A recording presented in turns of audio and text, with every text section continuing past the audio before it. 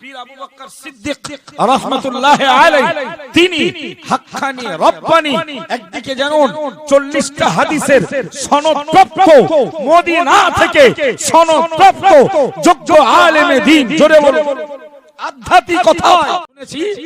এই কয়েকদিন আগে আহলুল হাদিসরা বলল আল্লাহর নবী আবু বকর হুজুর, ওমর হুজুর, ওসমান গনি, আলী রাদিয়াল্লাহু তাআলা আনহুম, চার সাহাবী সহ রাসূল আবু বকর হুজুরের দরবারে এসেছিলেন। এটি আহলে হাদিসরা হাদিসরা অস্বীকার করেছে যে ভাই হযরত নবী করিম সাল্লাল্লাহু আলাইহি ওয়াসাল্লাম তিনি আবু বকর হুজুরের দরবারে আসলেন, এটি বিশ্বাস করলো না, একদম এখনো বিশ্বাস করে না। অথচ নবীর সাহাবী ওমর ফারুক রাদিয়াল্লাহু তাআলা আনহু তিনি জিজ্ঞেস করলেন যে হুজুর আল্লাহর ওলি কারা, মানা আউলিয়াউল্লাহ, ওলি কারা? হযরত নবী করিম ওমর ফারুকের জবাবে বললেন, বাবা ওলি তো তারাই আল্লাযীনা ইযকারুল্লাহু বিরুইয়াতিহিম, যাদের দেখলে আল্লাহর ইবাদতের কথা, আল্লাহর মহব্বতের কথা, আল্লাহর ভয় অন্তরে জাগ্রত হয়, এই লোকগুলোই প্রকৃত অর্থে ওলি বলতে পারে। সিলসিলা বিরোধী আমরা মাদ্রাসাটার বোর্ডে লিখে রেখেছি পীর আবু বকর সিদ্দিক রাহমাতুল্লাহ আলাইহির,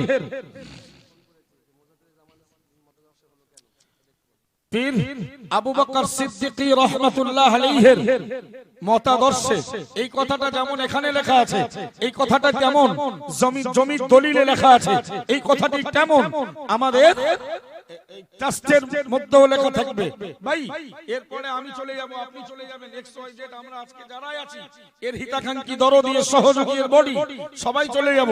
ভবিষ্যৎ প্রজন্ম কেউ এসে আহলে হাদিসের আকীদা মতবাদ এখানে চালাতে পারবে না, কেউ এসে তাবলীগ জামাতের আকীদা এখানে চালাতে পারবে না, কেউ এসে এখানে কাদিয়ানীদের মতবাদ প্রচলন করতে পারবে না, কেউ এসে ইচ্ছা করলে এখানে অন্য দল মত শিয়া ইত্যাদি কোন মতবাদ এখানে প্রচার করতে পারবে না।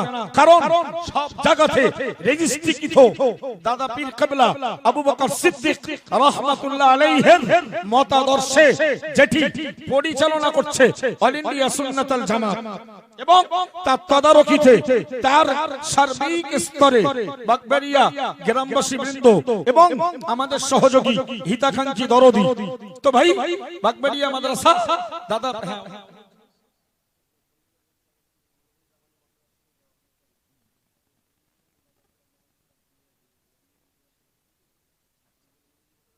কেউ একজন সোশ্যাল মিডিয়া তো বিভিন্ন লোকের আগমন, বর্তমান সোশ্যাল মিডিয়াটা বড় ফেতনা বাস্তব।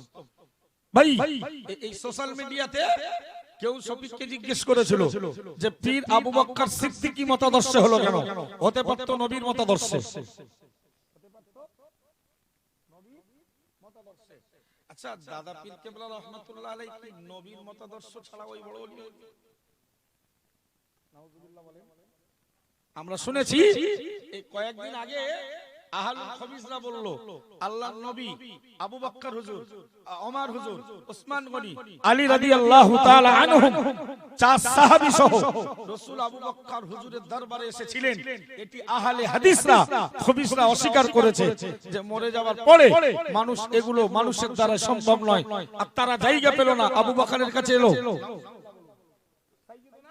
পীর আবু বকর সিদ্দিক রাহমাতুল্লাহি আলাইহি তিনি হাক্কানি রব্বানি, একদিকে যেমন 40টা হাদিসের সনদপ্রাপ্ত, মদিনা থেকে সনদপ্রাপ্ত যোগ্য আলেমে দ্বীন, জোরে বলুন আধ্যাত্মিক কথা, তরিকাতে মারিফাতের শিক্ষায় তিনি পূর্ণাঙ্গ।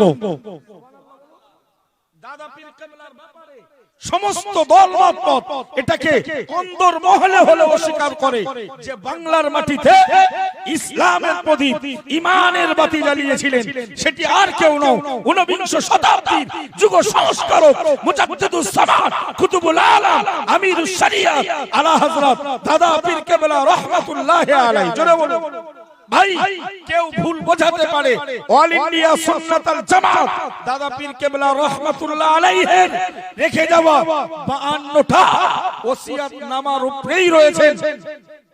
সুবহানাল্লাহ বলুন। এই ওসিয়তের বিরুদ্ধে কেউ কথা বললে অল ইন্ডিয়া সুন্নাতুল জামাত তার প্রতিবাদ করে, কারণ এটি তার প্রতিবাদ নয়, তার প্রতিষ্ঠার প্রতিবাদ নয়, এটা আবু বকর হুজুরের শানের খেলাফ।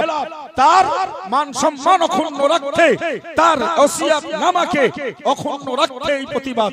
কেউ ভুল বোঝালে, কেউ ভুল সুশুলুনি দিলে এগুলো মানবেন না। কেউ যখন দাদা পীর কেবলার এগেইনস্টে যাবে তখন আমাদের থমনা আর বন্ধ থাকবে না। তো আমি ছোট্ট একটা জবাব দেই। সুন্দর মাহফিল, সুন্দর একটি মাহফিল। ভাই হযরত নবী করিম সাল্লাল্লাহু আলাইহি ওয়াসাল্লাম তিনি আবু বকর হুজুরের দরবারে আসলেন, এটি বিশ্বাস করলো না একদম, এখনো বিশ্বাস করে না। অথচ নবীর সাহাবী ওমর ফারুক রাদিয়াল্লাহু তাআলা আনহু তিনি জিজ্ঞেস করলেন যে হুজুর আল্লাহর ওলি কারা, ওলি কারা? হযরত নবী করিম ওমর ফারুকের জবাবে বললেন, বাবা ওলি তো তারাই আল্লাযীনা ইযকারুল্লাহু বিরুইয়াতিহিম, যাদের দেখলে আল্লাহর ইবাদতের কথা, আল্লাহর মহব্বতের কথা, আল্লাহর ভয় অন্তরে জাগ্রত হয়, এই লোকগুলোই প্রকৃত অর্থে ওলি। মুজাদ্দিদুস জামান কুতুবুল আলাম আমিরুশ শরিয়া আলা হযরত দাদা পীর কেবলা রাহমাতুল্লাহ আলাইহি মক্কার জমিনে হজ করতে গেলেন। গিয়ে দেখলেন